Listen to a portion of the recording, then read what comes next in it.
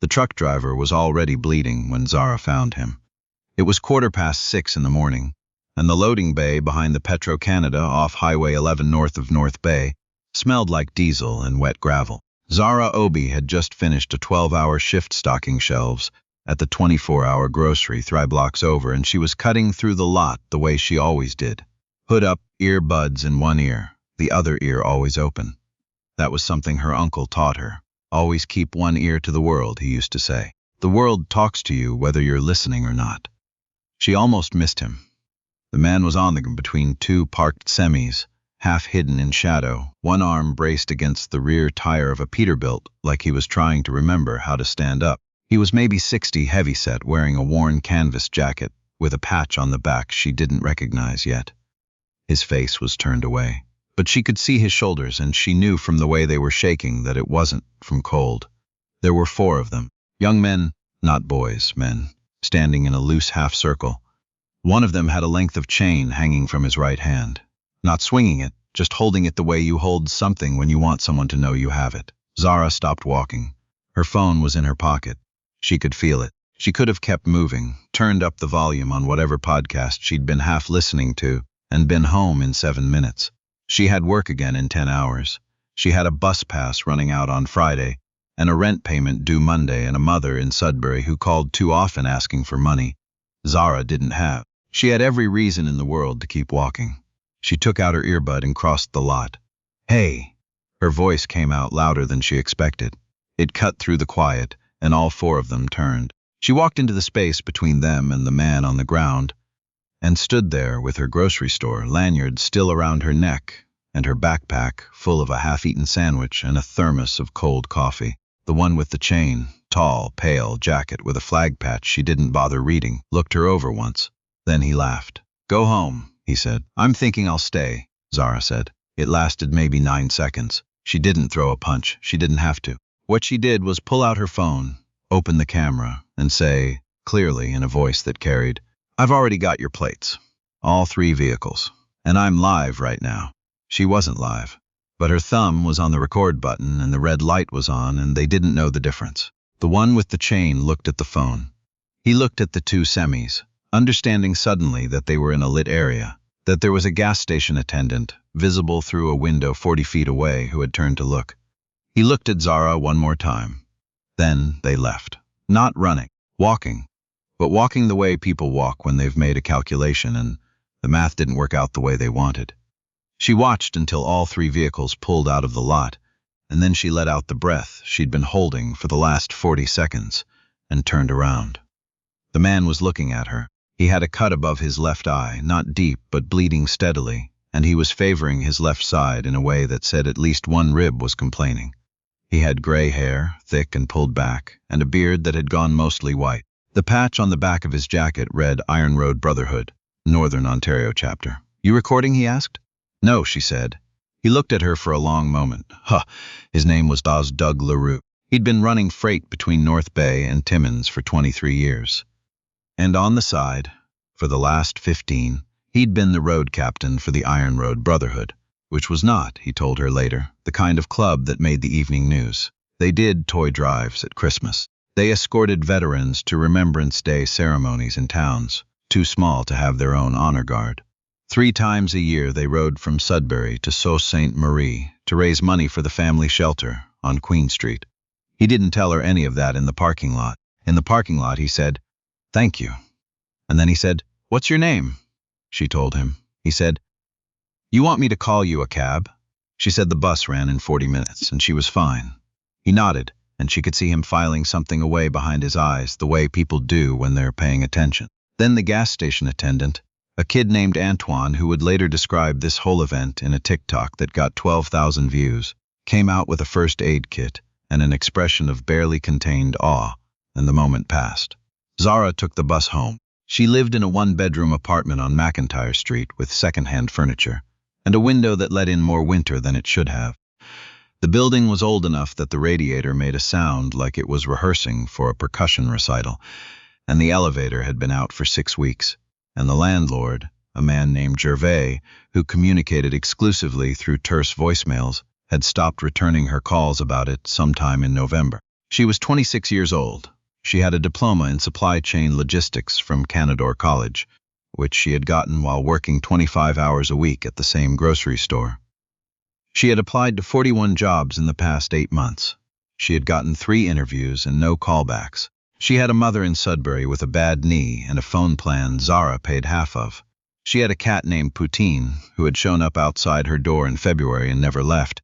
And she had now a memory of a parking lot and 4 men and a decision that had taken less than 3 seconds to make, the consequences of which she could not yet see. She didn't think about consequences. She poured herself a bowl of cereal, fed Poutine, and went to sleep. Doug LaRue thought about it on the drive back to Timmins. He'd been jumped before, occupational hazard. If you spent enough time in parking lots at odd hours in mid-sized northern Ontario cities, it wasn't the first time, and he knew the shape of it, knew what it looked like when something went wrong, and what it looked like when something went right. What he kept coming back to was the 9 seconds. She hadn't hesitated. She'd done the math in real time and come up with an answer that wasn't leave, and then she'd stood in that space and held it. That was a particular kind of thing. It wasn't bravery exactly. Bravery implied you were scared and did it anyway. She hadn't looked scared. She'd looked, if anything, quietly annoyed, the way someone looks when they've found a problem that needs solving, and would prefer to have solved it before 7 a.m. He got back to Timmins, got the rib checked at the clinic on Algonquin, and sat with an ice pack and his phone for a while. The gas station attendant had already posted something, which meant the story was out in a small way. North Bay was a small enough city that small ways became larger ways quickly. He texted his vice president, a man called Arsenault. No, wait, a man he'd known for 12 years named Gord Pelletier, solid as a fence post, who had the kind of memory that never forgot a name and never forgot a debt. That girl, Doug typed. I need to find out who she is. Already on it, Gord replied. Antoine knows her. She works at Loblaws on Fisher. Been there 4 years. Doug stared at his phone. 4 years, he typed. Yeah. Kid said she's been trying to get into logistics. Applied everywhere. Nothing's come through. Doug put down the ice pack. He'd been running freight long enough to know what a good candidate looked like. Not on paper, not in an interview room with rehearsed answers and a pressed shirt, but in the actual world, under pressure, with something on the line. He'd hired 23 drivers and 2 dispatch coordinators over the years, and the quality he valued above every other was the one that couldn't be taught in a classroom. The ability to make a fast decision when the situation was real, and then stand behind it. He picked up the phone and called his contact at the freight brokerage in North Bay. Zara got the call on a Thursday, 11 days later. She almost didn't answer. It was an 807 area code she didn't recognize, and she had developed, over 8 months of silence from the jobs she'd applied to, a healthy suspicion of unexpected phone calls.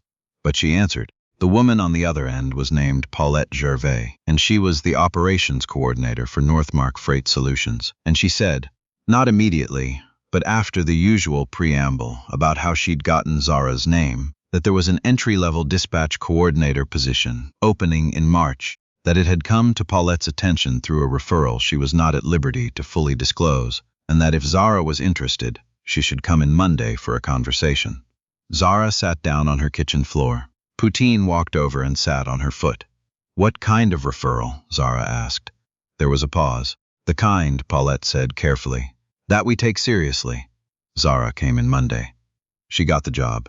She found out 2 weeks later when she ran into Antoine at the Tim Hortons on Oak that Doug LaRue had called Paulette personally, that he'd described what Zara had done in that parking lot not as a favor or a coincidence, but as a demonstration of exactly the kind of judgment that every freight operation needs in a dispatch center, because dispatch is, at its core, about making fast decisions with incomplete information, about staying steady when the situation is unstable, about knowing which problems need a phone call and which ones need you to walk into the lot yourself. She was in the Tim Hortons line, and Antoine said all this in the quick, enthusiastic way of someone who has been waiting to say it.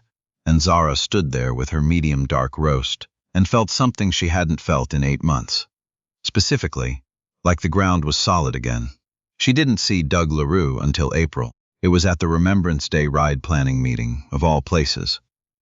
Northmark Freight had agreed to sponsor one of the convoy vehicles, which meant Zara, as the newest member of the dispatch team, was sent to the coordination meeting at the Legion Hall on Worthington Street. She walked in with a folder and a coffee and found herself in a room full of people she didn't know.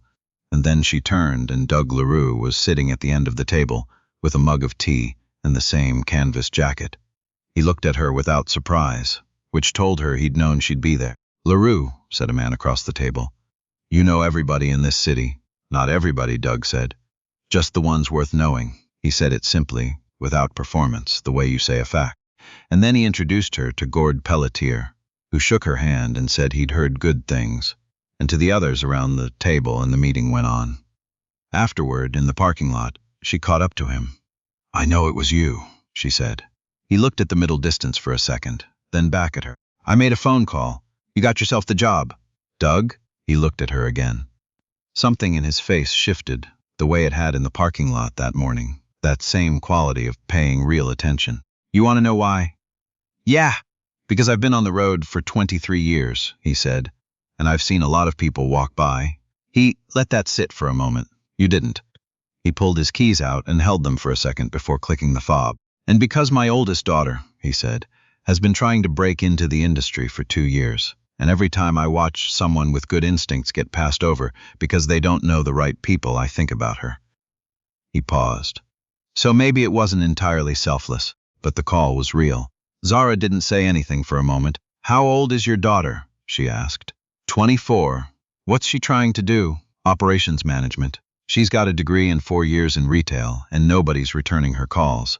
Zara nodded slowly. "Tell her to call me," she said. "I don't have much pull yet, but I know some people now." Doug LaRue smiled. Not a big smile, just a corner-of-the-mouth thing, and he nodded once and got in his truck. The Northmark Dispatch Center was a low building on the south end of the city with fluorescent lights and a coffee machine that made sounds no coffee machine should make. And Zara came to love it the way you come to love places where the work is real. She was good at the job. She already knew she would be. She'd been running logistics in her own life for years, routing her shifts around her mother's appointments, and the bus schedule and the window in the week when she could afford to eat more than rice and eggs without throwing the whole budget off. The software was different, but the problem was the same: assets and time, and the gaps in between, and the judgment to know when to hold and when to move. 3 months in, she flagged a scheduling error that would have stranded 2 drivers in Kapuskasing overnight, with no accommodations and no return run booked. Her supervisor, a woman named Rune, who wore the same expression of concentrated patience from 8 in the morning until 5 in the afternoon, looked at the flag and looked at Zara and said, "How did you catch that?" "I always read the whole chain," Zara said. Rune nodded. "Yeah," she said. "Keep doing that." Her mother called on a Sunday in June, which was not unusual, but in this call her mother said something different. She said, "You sound different, not happy," she clarified, because happy had always been too soft a word for what Zara was or wasn't, but settled, like you found a floor. Zara looked out the window at McIntyre Street, at the familiar view she had been looking at for 3 years. The corner store, the parking lot, the bus shelter with the missing roof panel that the city kept promising to fix. Then she looked at the lease she'd renewed in March and the small potted plant her colleague had given her for her birthday, now sitting on the windowsill doing inexplicably well, and the logistics textbook she was reading for a certification she was going to write in September. "Yeah," she said to her mother, "I think so. There is something that happens in parking lots at 6 in the morning that doesn't happen anywhere else. The light is still gray. The world is still half deciding whether to start, and the people who are already out in it are the ones for whom the day has no soft beginning.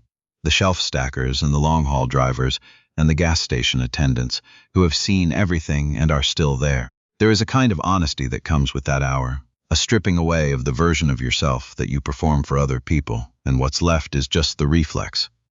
Zara Obi's reflex was to cross the lot. She hadn't thought about it since. She didn't consider herself brave, didn't post about it, didn't tell the story at work. Antoine's TikTok had come and gone, and she had watched it once, found herself slightly embarrassed by the retelling, and moved on. But the truth about character, and this is the thing that the parking lot knew and the interview room does not, is that it isn't made in the big moments. It's made in the accumulated weight of small decisions, the ones nobody films, the ones you make when you're tired and you have 40 minutes before the bus, and every reasonable instinct is pointed toward home. The moment doesn't make you who you are. Who you already are makes the moment. The kitchen light was already on. Zara had always been the kind of person who left it on for herself, because she knew she'd be coming home late, and because she'd learned early that it was better to prepare for the return than to arrive in the dark. Some people learn that. Some people don't. She was always going to cross that lot.